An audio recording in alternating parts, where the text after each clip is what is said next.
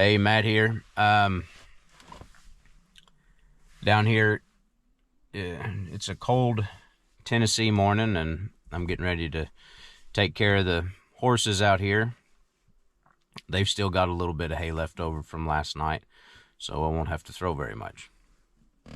This series of videos that I've kind of started, I've done one so far, it's geared towards men, and that's because that's what I am.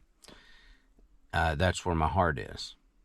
But it doesn't take away from women or women watching. I saw a comment, and the lady was right. We need strong women just as much as we need strong men, because it's a team. It's a team effort. And my wife is one of the strongest women that I've ever met, that I've ever been around. And so this video, I want to give my story. I want to give my journey. Some of you may or may not know that I'm a Christian. That's where my belief system lies. That's where my morals and values stem from. So my journey started as, obviously, like anybody, as a little kid, and I had a good upbringing. I had good parents. Christianity was part of our tradition. It was part of our faith, and I'm thankful for that. In a lot of ways, I'm thankful for that. The type of church that we were raised in, though, was a little more indoctrinated. They had a lot more man-made rules than I felt you could live up to. And it was hard, and I didn't live up to them. I don't think the Bible has a lot of rules for us to live to, and I'll get to that in a minute. But so at 15, I ran from God. I ran from church. I ran from that way of life as hard and fast as I could, because I thought, you can't do enough to please this God, the one that I've been taught. And that's not coming from my parents, but when you're in church and you're surrounded by a community of people that believe a certain way, your parents can believe any way they want, but just as much as your parents raise you, the community around you does too. And so, that being said, I think we need to be careful where and who our kids are surrounded by. That's just thrown in there extra. So I ran as hard and as fast as I could. And I did that for a long time. Moved to Nashville at 19, started playing music in the bars on Broadway, and I thought that's what had to be done. And at the time, I think it was something that had to be done. That's the way a lot of guys got their start 20 years ago. And so that started a kind of a downhill slope for me. I started drinking, and my wife and I had dated. We started dating in high school. And shortly after I moved here, we broke up. And that wasn't her doing. That was my doing. And I thought the grass was greener on the other side. And I thought, I want to get out and live. Not knowing what living a good life really was. I was young and dumb, and thought the definition of living a good life was getting out and partying and that. And so we broke up, and I got an opportunity to do a show, Nashville Star. And that just kind of escalated the life that I was living, what I was already doing. It gave me more opportunity to continue down a road that I had chosen for myself, kind of unknowingly, unknowing that it was going to be rough. It was going to be a hard road.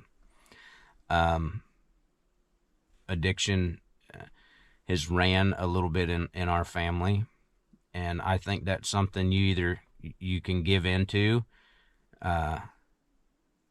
or you don't. And if you have something in your family line that's a downfall, then I think it's best to try to stay away from that thing, whatever that is.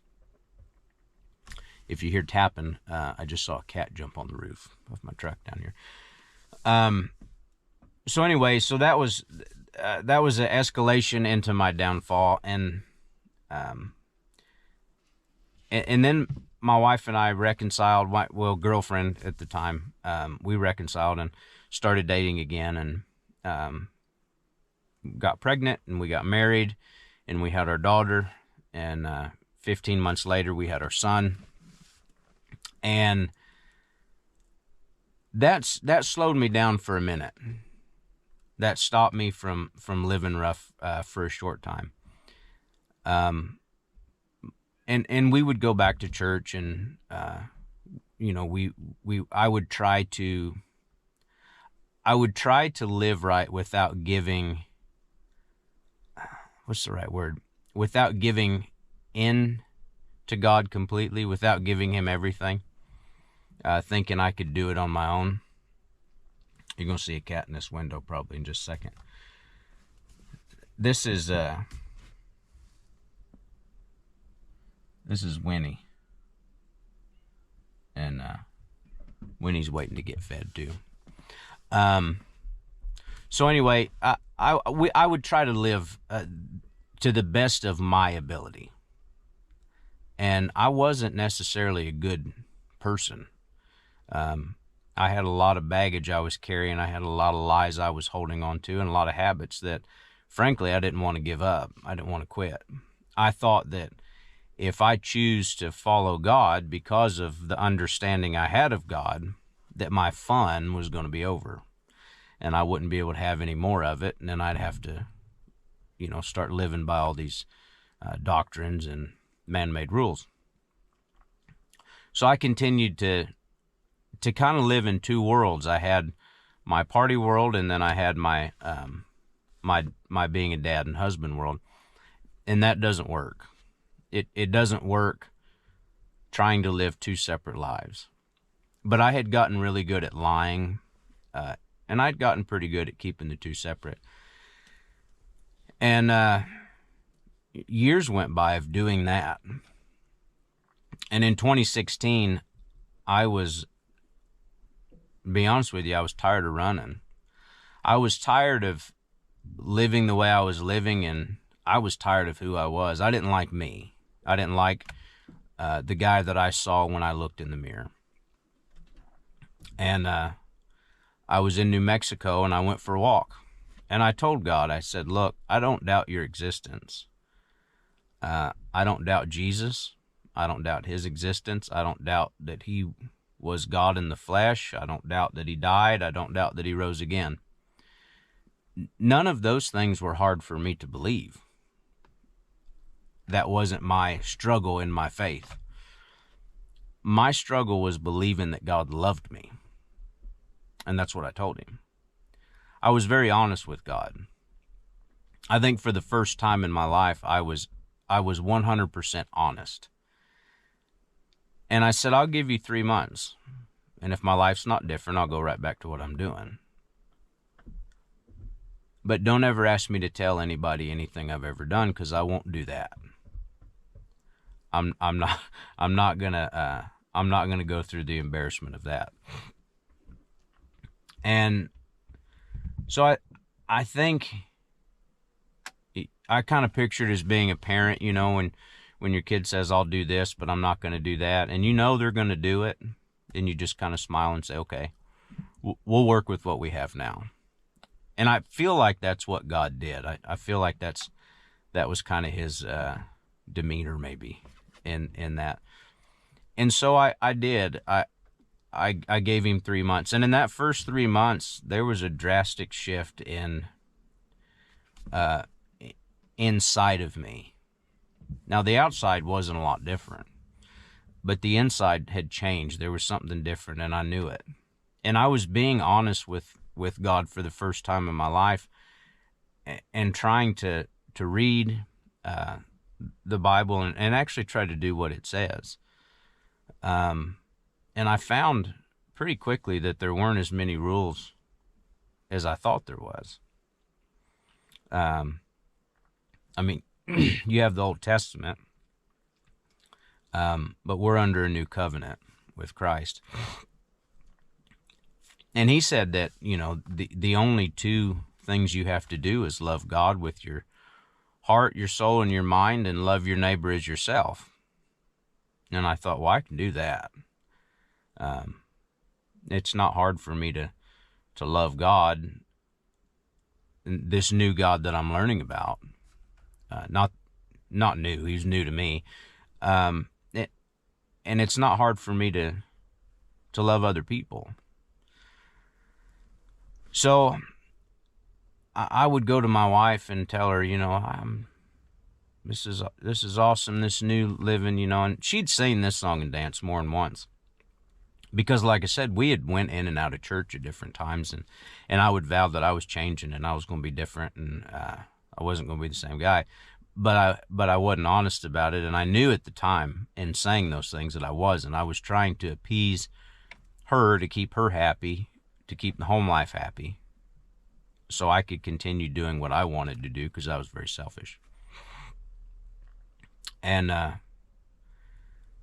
so, she didn't believe it, nor should she have. She didn't have a reason to.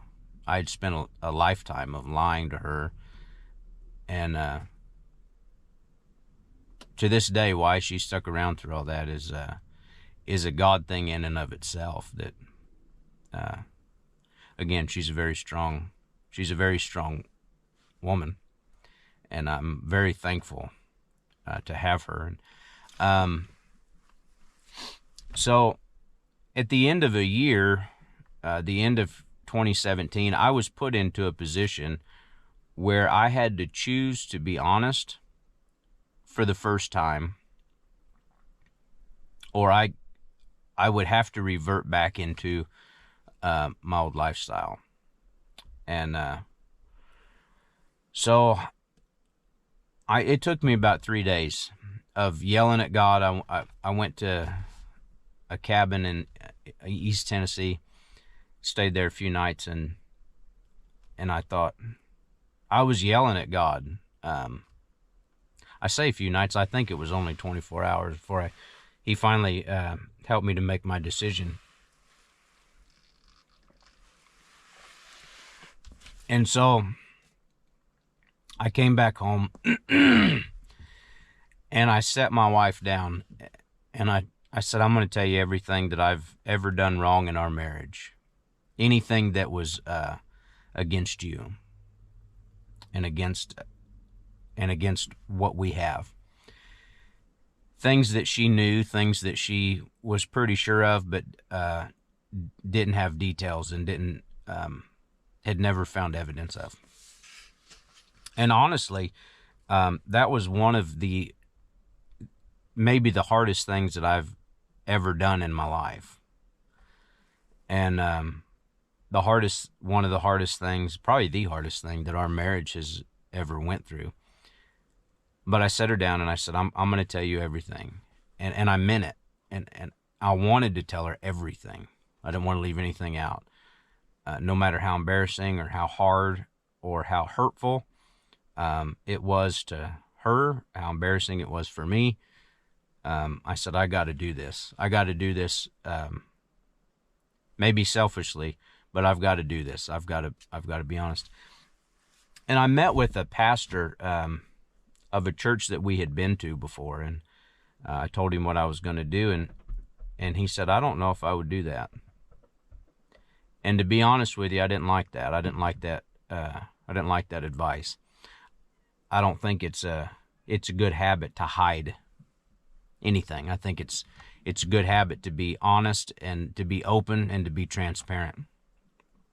And so, that being said, I've never went back to his church, nor do I have any communication with him.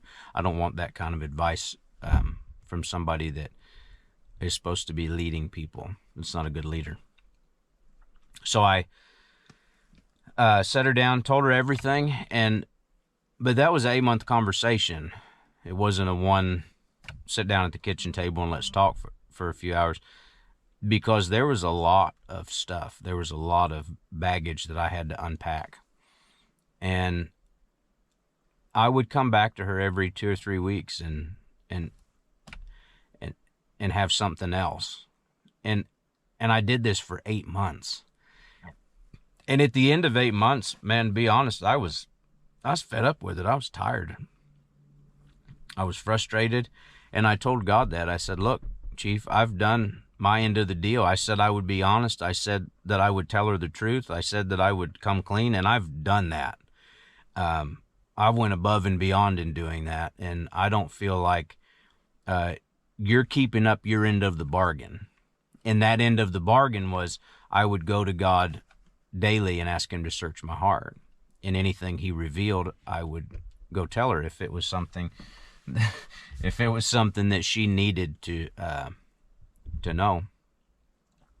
And so towards the end of that 8-month period, 8 or 9 months, I had held on to this last thing for a time, and man, it just like was going, back to a wound and pulling the Band-Aid off and scratching it and putting salt on it. And I was fed up with it. And so I held on to something for quite a while, quite a few weeks, and I went to her one morning and I said, this is another mistake. This is another thing. And that afternoon we went to get tacos, and we saw a baby shoe. It was a little croc kind of little baby shoe on the ground outside this taco shop. And I said, wouldn't that be funny if he's pregnant? And she said, I don't think I'm pregnant. And I said, no, but it would be funny if you were. Every time that we've found out we were pregnant, we were both extremely excited. We love being parents. I love being a dad. I love babies. I love kids. I love the innocence of them. I love the future that they have and the life that's ahead of them. And so when we got home that night, she actually said, why don't you go down to the drugstore and get a test? So I did. And she took it and found out that she was pregnant, which was a very exciting moment, and also at the same time a very scary moment. We were coming through the worst place in our marriage, and yet the most healing. We were both being honest about ourselves and who we were, and who we were together, who we were separately, and so that evening when we were laying down, I had got on social media and I saw that a guy had posted, today is 8/8 of 18. It was August 8th, 2018. And he said 8 in the Bible stands for new beginnings. And I told my wife, I said, for the first time in my life, I'm transparent. I've got nothing to hide. Nobody has anything on me. And that was the first moment of my life that I can remember of just being free, completely free and clear of my past, of my hiding things. Now, my relationship with God was free and clear, but my relationship with man wasn't free and clear. People still had things on me. And so, a few months later, we had our third child, and then a couple years later, we had our fourth. And since being honest, excuse me, since being honest with her, our marriage is healed. I've healed, she's healed. There's something in being honest that changes you. There's also something in hiding that changes you. And one changes you for the better, and one changes you for the worst. And I think as individuals, we have to choose which path we're going to take. Are we going to be honest? Are we going to have integrity and character? Are we going to do the right thing? Are we going to hide from our mistakes? Hide from our failures? Try to put on a face that everyone thinks we're okay and everything's fine. I think that being honest and open is at first much harder, but in the long run is the most beneficial. I don't think that trying to pretend that we're something we're not. I don't think that trying to make people think that we're better than we are is the right way of doing life. I think we're meant to be open and honest and vulnerable, and in that we can help other people realize that it's okay to mess up. It's okay to make mistakes. It's okay to fail. It's not the failing and the mistakes that are a problem, because we all do it. We all have them. The problem lies in what you do with it. Do you learn from it? Do you admit it and move on? Do you ask forgiveness? Do you give forgiveness and then become better from it? Or do you try to pretend like everything's great when it's not? Because that's mental baggage that we're not meant to carry. Now, again, all of this stemmed from me being tired of running, me being tired of pretending, and then relying very heavily on my faith in Christ. And I'm not saying that you have to become a Christian. I'm not saying that you have to follow Jesus. But I am saying it works. I am saying that he's not a fix-all. That's not the purpose of him. But it is good to have a friend. It's good to have a helper. It's good to have somebody in your corner that wants the best. And when I realized that he wanted the best for me, he was my creator and he knew me better than I knew me, it was much easier to follow that. It was much easier to give my life to that. And he's changed my life. He's changed my family's life. He's changed the life of my marriage. He's changed my career.